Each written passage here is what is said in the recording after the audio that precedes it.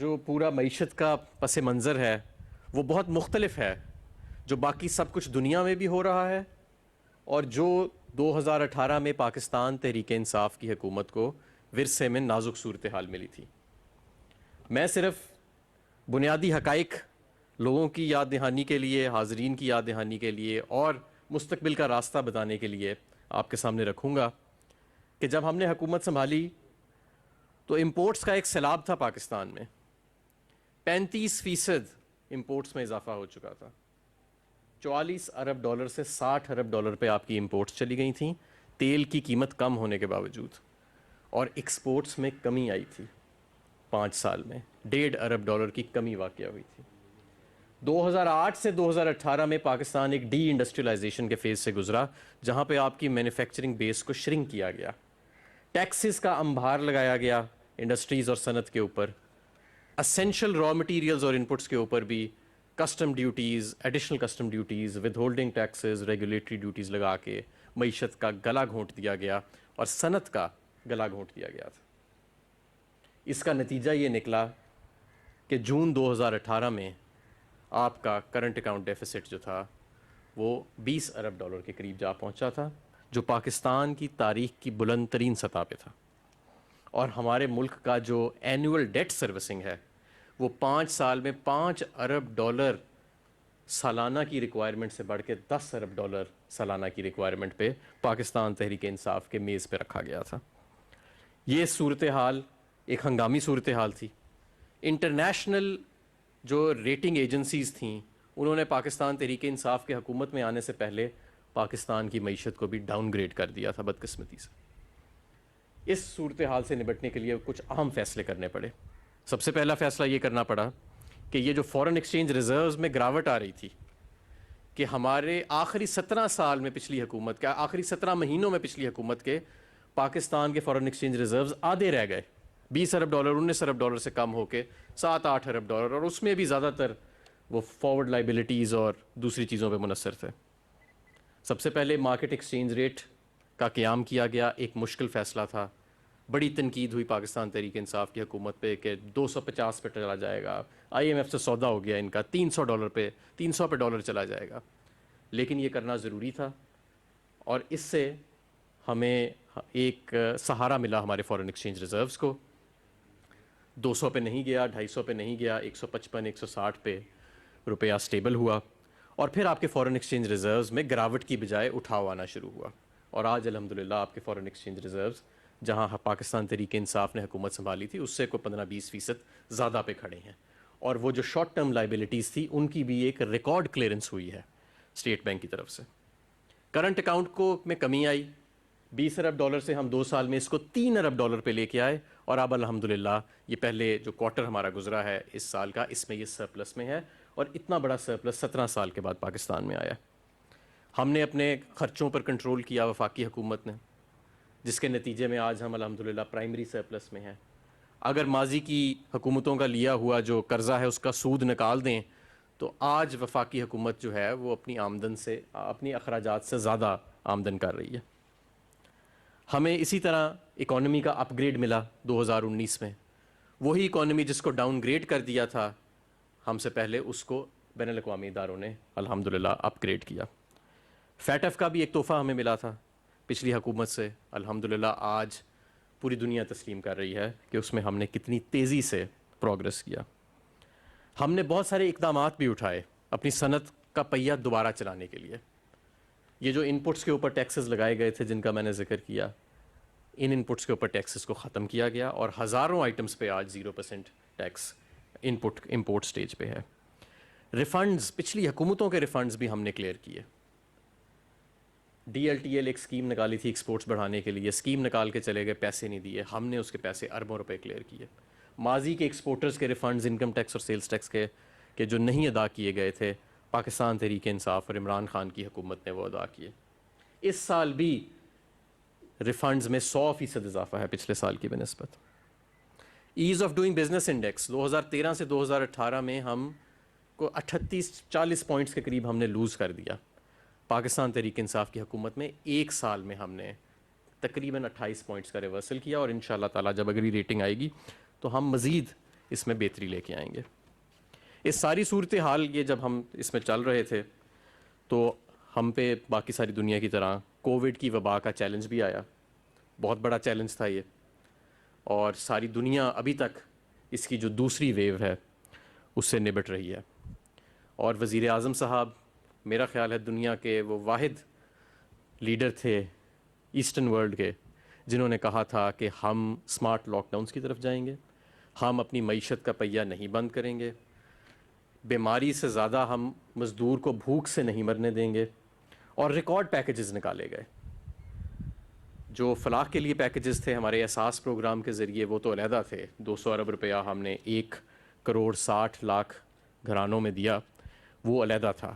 لیکن جو ہم نے معیشت کے لیے کیا, سب سے پہلے چھوٹے کاروبار کی ہم نے کو ترجیح دی اور 3 ماہ کے بل ان کے ادا کیے بجلی کے کھلنے کے بعد, کہ جب وہ کھلے اور انہوں نے اپنا دوبارہ کاروبار کا سلسلہ چلایا تو پہلے 3 ماہ جو تھے اس کے بل حکومت پاکستان نے ادا کیے.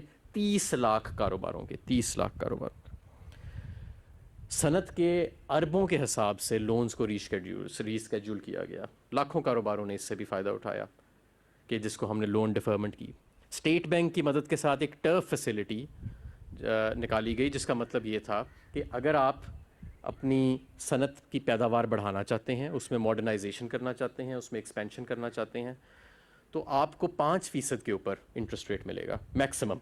اور میں جانتا ہوں کہ کچھ ایسے بھی ادارے ہیں جن کو 2-2, 3-3% کے اوپر بینکس جو ہیں وہ یہ فیسلٹی دے رہے ہیں. اور صنعت جو ہے وہ پہلی مرتبہ پاکستان میں اتنی تیزی کے ساتھ اس پروجیکٹ کے اس اسکیم کا فائدہ اٹھا رہی ہے, جس سے صنعت بڑھ رہی ہے. اب ہم صرف کیپیسٹی یوٹیلائزیشن کی بات نہیں کر رہے, اب ہم پیداوار بڑھانے کی بات کر رہے ہیں, جس سے ملک کی دولت بڑھے گی. اسی دوران ہم نے ایک موبائل مینوفیکچرنگ پالیسی نکالی, الیکٹرک وہیکل پالیسی 2 حصوں میں نکالی, جس کا بھی آفریدی صاحب نے ذکر کیا. اسی دوران ہم نے انڈسٹریل ریلیف پیکج دیا کہ پچھلے اگر آپ 2013 سے آنورڈز دیکھیں تو ہمارا کوئی 180 ارب کے قریب کیپیسٹی پیمنٹس ہوتی تھیں بجلی کے سیکٹر میں. 180 یعنی کہ یہ وہ کرایہ ہے جو ہم نے بجلی گھروں کو دینا ہے, ہم بجلی لیں یا نہ لیں. یہ 2018 میں بڑھ کے 450 ارب ہو چکا تھا, اور 2013 سے 2018 میں جو سودے ہوئے ان کی بنیاد پر یہ 2023 میں 1500 ارب پہ ہوئے گا.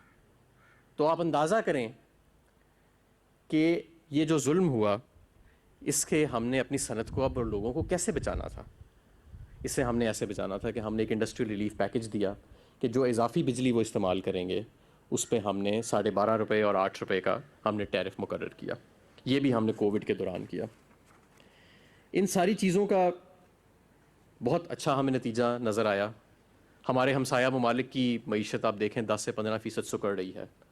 آپ ایڈوانسڈ اکانومیز کو دیکھیں, برطانیہ, امریکہ, ان کی معیشت بڑی زیادہ حجم سے سکڑ رہی ہے, لیکن پاکستان الحمدللہ اس وبا کے باوجود اس سال مثبت گروتھ جو ہے وہ معیشت کے اندر پوسٹ کرے گا. اور ہمارا جو پہیہ ہے جو اس گروتھ کا جو چلایا جا رہا ہے وہ صنعت چلا رہی ہے. کیسے؟ ہمارا ایک انڈیکس ہوتا ہے جسے ہم لارج اسکیل مینوفیکچرنگ کہتے ہیں. یہ کیا ہوتا ہے؟ اس کے اندر درجنوں انڈسٹریز آتی ہیں اور ہم ان کی پیداوار کو کیلکولیٹ کرتے ہیں. اس کے اندر سیمنٹ آتا ہے, فرٹیلائزر آتا ہے, ٹیکسٹائل آتا ہے, ٹیکسٹائل نہیں آتا, ٹیکسٹائل علیحدہ ہے, اس پہ میں علیحدہ بات کروں گا, فارماسوٹیکل آتا ہے, اور بہت سارے اور درجنوں انڈسٹریز اس کے اندر آتے ہیں. وہ اس سال کووڈ کی وبا کے باوجود تقریباً 6.7% پچھلے سال سے زیادہ, کووڈ آنے سے پہلے سے زیادہ گرو کر رہا ہے ان سارے اقدامات کے نتیجے میں. ہمارا جو اسٹاک مارکیٹ آپ دیکھیں تو اس وقت دنیا کی بہترین پرفارمنگ اسٹاک مارکیٹس میں پاکستان کا شمار ہو رہا ہے.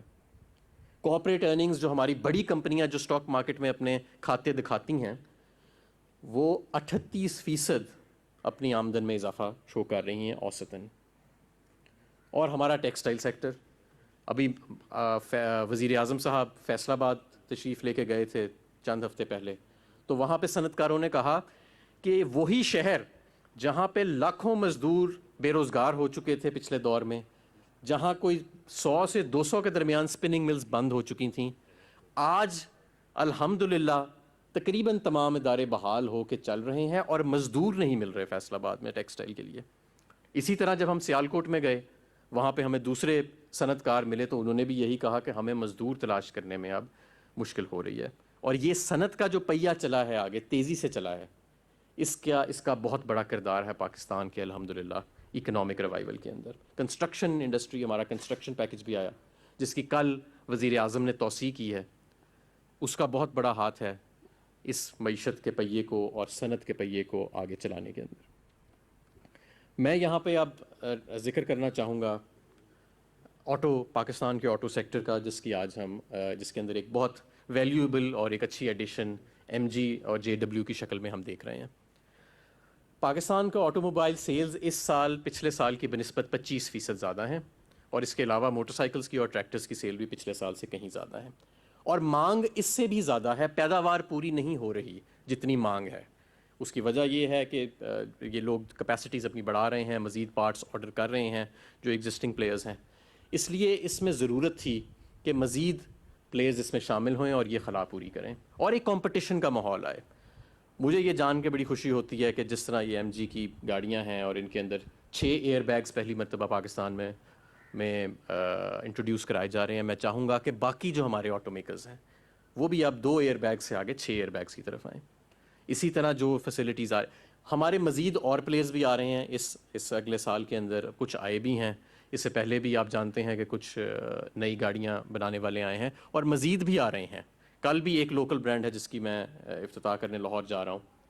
تو یہ ایک خلا تھی جس کو پر کرنے کی ضرورت تھی, اور ایک کمپٹیشن کا ماحول ہے جس کی اشد ضرورت تھی پاکستان کو, اور پاکستان میں آٹو موبیلز کی پیداوار بڑھانے کی اور لوکلائزیشن کی ایک ضرورت تھی, جس میں مجھے انشاءاللہ تعالیٰ پوری امید ہے کہ جے ڈبلیو اور ایم جی گروپ جو ہے وہ ایک کلیجی کردار ادا کرے گا.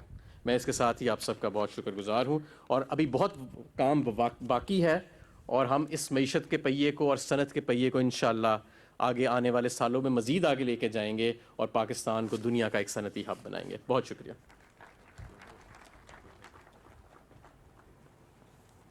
Thank you very much, Mr. Hamad Azhar Saab. I assure here that we would have not succeeded in our vision if our Honorable Prime Minister Imran Khan had not provided us with the opportunities of bringing in external investment. It is he who acquainted us with the phenomenal ideas for the betterment of Pakistan. The present event being its proof. We are hopeful that MG Motor will display these attributes, and its characteristic will certainly translate the vision of our Prime Minister into reality, inshallah. Now, I would request Honorable Prime Minister, Mr. Imran Khan Saab, to come up on the dais to enlighten us with his vision. Please.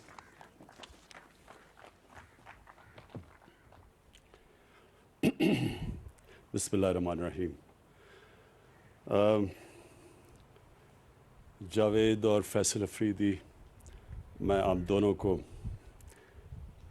خراج تحسین پیش کرتا ہوں, کیونکہ آپ جب سے ہماری حکومت آئی ہے آپ نے شروع سے ہی ہمیں اس چیز کا احساس دلوایا کہ اگر پاکستان نے انڈسٹریلائز ہونا ہے تو ہمارا جو سب سے بہترین ایلائے ہے وہ چائنا ہے, اور آپ کے جو چائنا کے ساتھ کنیکشنز تھے اس سے آپ نے میرے ہوتے ہوئے تیسرا ہے نا, آپ نے میں نے انوگریٹ کیا اپنی جو آپ باہر سے انویسٹمنٹ لے کے آئے ہیں, تو میں آپ کو مبارک بھی دیتا ہوں. اور آج چائنیز امبیسڈر ہمارے ساتھ ہیں. مجھے بڑی خوشی ہے کہ جو چائنیز امبیسڈر ہیں ان کی جو بیک گراؤنڈ ہے, ان کی بیک گراؤنڈ کامرس سے ہے. یہ میئر رہ چکے ہیں اور یہ سمجھتے ہیں, یہ ڈپلومیٹک کورس سے نہیں ہے, یہ ڈیولپمنٹ سمجھتے ہیں. اور جو پاکستان کا فیوچر ہے اگر کسی ملک سے بھی ہم سیکھ سکتے ہیں وہ ہے چائنا, کیونکہ ان کا جو ڈیولپمنٹ ماڈل ہے وہ ہمیں سب سے زیادہ سوٹ کرتا ہے. ان کی پچھلے 30-35 سال میں چائنا نے جس سپیڈ سے ڈیولپ کیا اور جو طریقہ ان کا ڈیولپمنٹ کا ہے وہ سب سے زیادہ پاکستان اسے سیکھ سکتا ہے.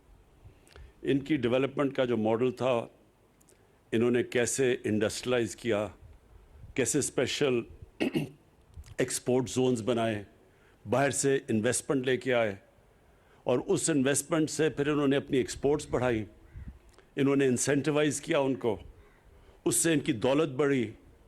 جب ملک کی دولت بڑھی تو انہوں نے جو سب سے دنیا کی تاریخ میں سب سے بڑا کام کیا, لوگوں کو غربت سے نکالا. یہ جو چائنا نے 70 کروڑ لوگوں کو پچھلے 30-35 سال میں غربت سے نکالا ہے, اس کا کوئی دنیا کی تاریخ میں مثال نہیں ہے.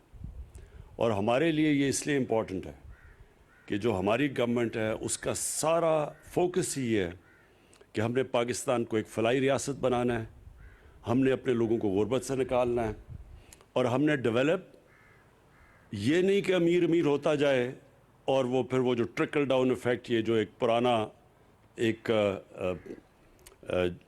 نیو لبرل تھیوری تھی ڈیولپمنٹ کی, ہم اس میں نہیں بلیو کرتے بلکہ ان کی تھیوری میں بلیو کرتے ہیں کہ جب آپ نیچے سے لوگوں کو اوپر اٹھاتے ہیں تو تب اصل میں ڈیولپمنٹ ہوتی ہے. اور انہوں نے ثابت کیا, اور دنیا کی میں سب سے تیزی سے آج اگر ایک کوئی ملک آگے بڑھ رہا ہے وہ چائنا ہے.